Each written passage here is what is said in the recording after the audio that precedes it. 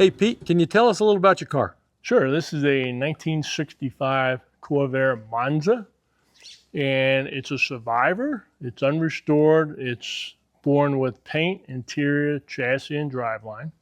And what's nice is it's optioned with a high-performance 140 engine and a 4-speed manual. So it's a nice car to drive. It's more fun to drive a slow car fast than the other way around. So it's a real sporty. It was an option for a rear antenna, so it's got that option. Normally they're in the front. And then it's got the deluxe wheel covers. And you can see these wheel covers are basically mint condition. 13-inch wheel. This is a true hardtop. In other words, there's no posts, so you roll the windows down and it's wide open. They call that a hardtop. So the 65 was the late model Corvair. 60 to 64 was the early body style. And then this is the first year for the late body style. 65 to 69 is the hardtop if you didn't have a convertible. Then it's got 3 dealer installed options on the order form, and I'll point them out as I walk around. So it's got a right-hand mirror. These were pretty popular back then. It's identical to the left-hand mirror. And you can see the Monza emblem right there. Got a little dent here. The daughter told me that she dropped a bicycle when she was 7 years old, damaged it, and the father never talked to her about it. So it was just part of the story right there. It's the original 67 license plate right there. Original T3 headlamps. Okay. High beam, low beam. This is the trunk in here. You open that and put the key in. The second dealer install option, and this was pretty popular, it had the trim ring, so when you were pumping gas, you wouldn't scratch the paint. So the dealer installed that, and all these 3 dealer options were free. And when they listed it on the invoice or the sales order, it was free. And then if you look in the back window, that's a rear speaker. That was a 3rd dealer install option. All the radios had a fader switch, so if you had the speaker or not, the radio could support a back speaker. So the Monza's got all the chrome trim around the windows, the fender wells, and then it's got the interior. It's got real dual exhaust. And back in the 60s, you can see the exhausts are black. GM blacked out a lot of the exhaust because they didn't want you to see it from looking from behind. They didn't want it to pop out as much. Corvettes, when the exhaust was down below, the workers on the assembly line had mitts. They dipped in black stuff and just rubbed the pipes. So that's probably what they did there. I've seen videos of the assembly line. They mitted the exhaust just like that. That's funny. I know. But that's the original exhaust right there. It's a 140 engine. You can tell from the outside with the cross flags and the 140. So that's a high compression. It's got forged components in the bottom end. It's a turbo engine. Without the turbocharged engine was 180 horse. So this is the same bottom end with 4 carburetors. This is completely original, unrestored, never been painted, rattle canned. So you can see the 4 carburetors. They're 4 Rochesters, single barrel. And it's mechanical secondary, so you have 2 primaries. This is the primary on this side. The primary has the choke pull-off, idle circuit, accelerator pump.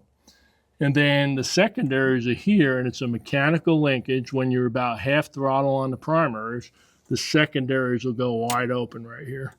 Okay. Secondaries don't have any idle circuit. They do have an accelerator pump, and that spring on the accelerator pump is the only thing that closes that throttle. So you want to make sure they're not gummed up.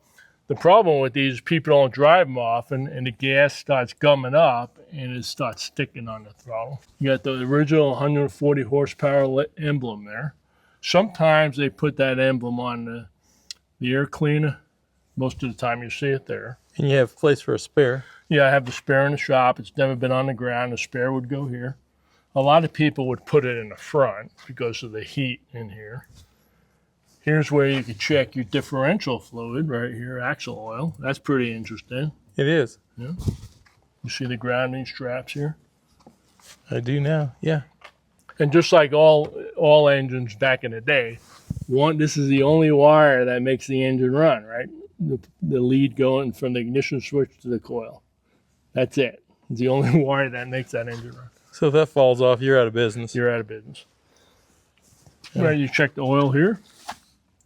And this is the first year, instead of that big generator, they went to an alternator. So here's your fuel pump. Once again, the oil filter, the original blue inspection stamp from the factory. The VIN plate is over here. You hear a lot about the Corvair belts. Yes. Early on, they would tend to throw the belt. So in 64, they put a belt guide here and then one over here. And then they put a magnesium fan that's very light. When you decelerated, the fan and the generator wouldn't decelerate as quick as the engine, and that's when you would throw a belt. So people would just tighten them more, and would make it worse. So the way a Corvair belt is, you just take one finger and put it on the alternator, and a little force be able to turn it. That's a good tension. Well, that's good to know. Yeah, and so, but when they went to the light fan and the two belt guards, it pretty much eliminated the issue with the belt being thrown off. But everybody still carries a second belt. The original spring ring battery cables, nothing's been changed here. You can see the ignition wires are still the fourth quarter of 1964. Because heat is what degrades ignition wire. This thing didn't run for 50 years, so the wires are still good. All of this is still all factory? Oh, yeah, still factory original. Just amazing. The reproduction caps are usually round. They're not even like this. Huh. And once again, all my survivors, right, I go through them, I lubricate everything. You can see there's grease, you know. The white grease? The white lithium grease. That's why everything works, because you got to do that. It's still running the original spiral round shocks. They're good. I never even replaced them. So the Corvair is spring open and spring close, okay? The way the mechanism is. So they'll open, spring open, right? And then when you have them here, that spring's going to close. I want you to listen to how this door closes.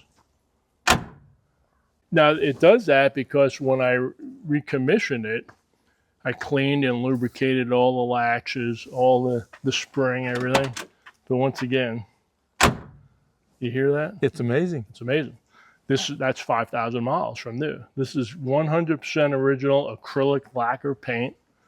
It feels like glass. I hand rubbed this out with McGuire's polishing compound and wax. You don't want to put a machine on this because this lacquer is so thin. But if you keep lacquer out of the sun, it'll last forever. Huh. And all original glass and trim. You see the original stickers here. Got 3460, 1970 oil change sticker. You look at the interior. So here's the Monza bucket seats, 4-speed. Look at the condition of this interior. Right, the flap here is never, it's like never been used. Right. Wow. All original glass. Look at the window fuzzies. This is 5,000 miles. This is crazy nice. Look at the headliner. This vehicle still had the plastic on the seats from the factory. It was crazy. This one was tattered. That one was still good. But you look at the seat back. Look, the seat. It's got the $7.75 deluxe seat belts, stainless. Look at that. Who would do that today, right? Look at that. And then it's got the retractor. Look at the retractor. What they did is they put the thing there. Oh, halfway up the belt. Is that crazy or what? Yeah, it is. Just like the Greenbrier van. Yeah. Right? Made in USA, Irving Air Chute Company, like they made parachutes. Yes. And then the back seat folds down. That's where you would put your luggage. You can see that's never been used. Look at that. Is that crazy or what? Holy you put stuff back there, it'd be all scratched up. That's paint. That's paint there. I mean, look at the door jamb, the rubber, weather strip. Body by Fisher.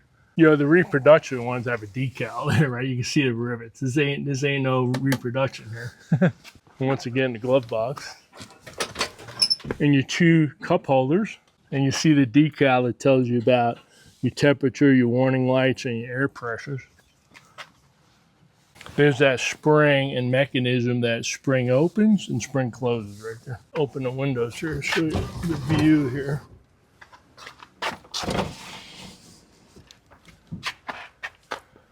Is that beautiful? Unobstructed. So 72 was the last year you could get a hardtop because the federal regulations, safety, there was no post. So that 72 is the last year, you know, and these stopped in 69, but you couldn't get a hardtop after 72. Notice how everything lines up perfect.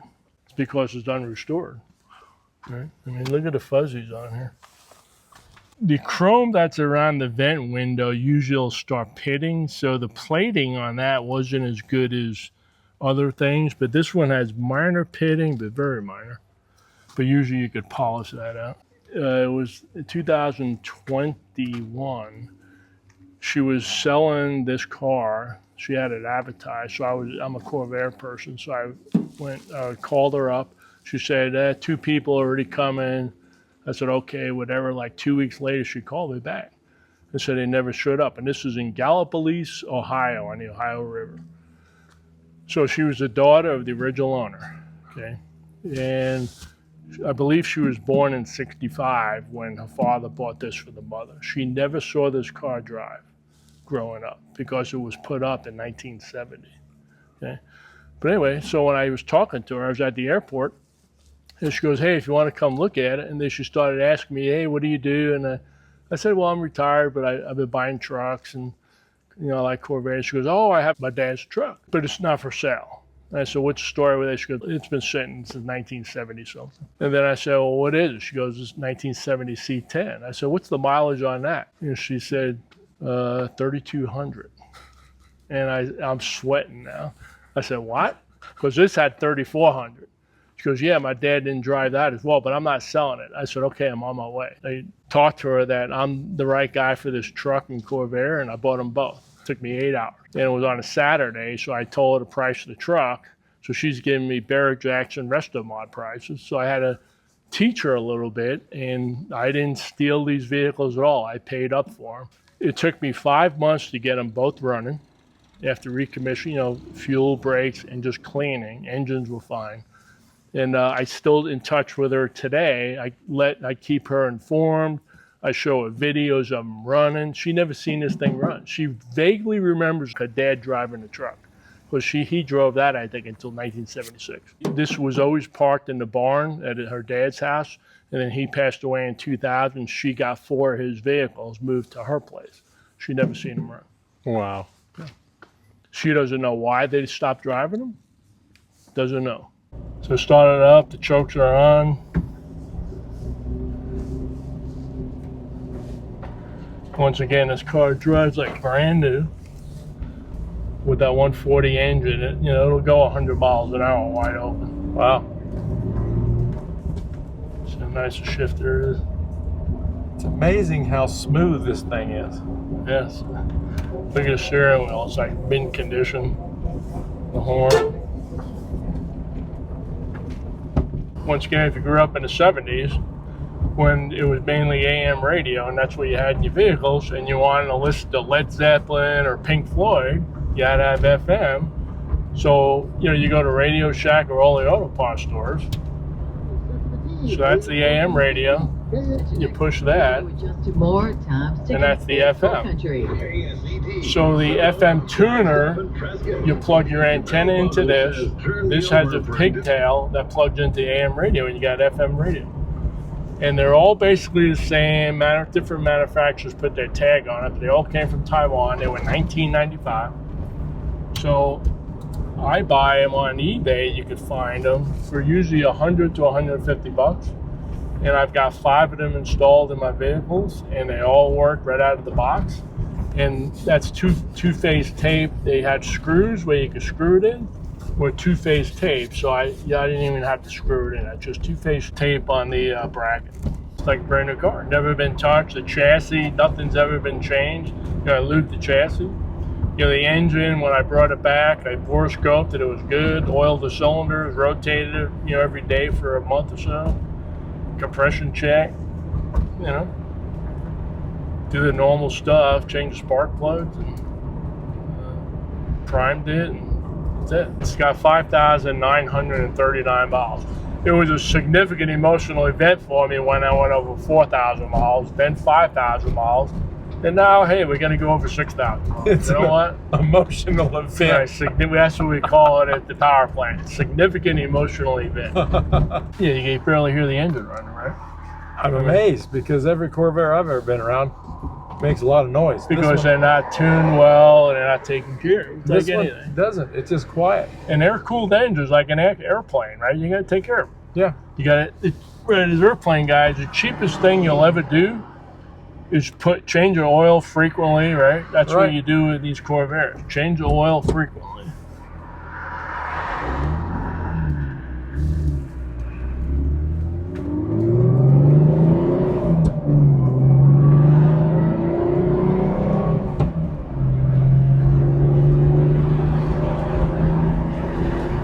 When I go through these vehicles, recommission them, yeah, I want to make sure everything's working.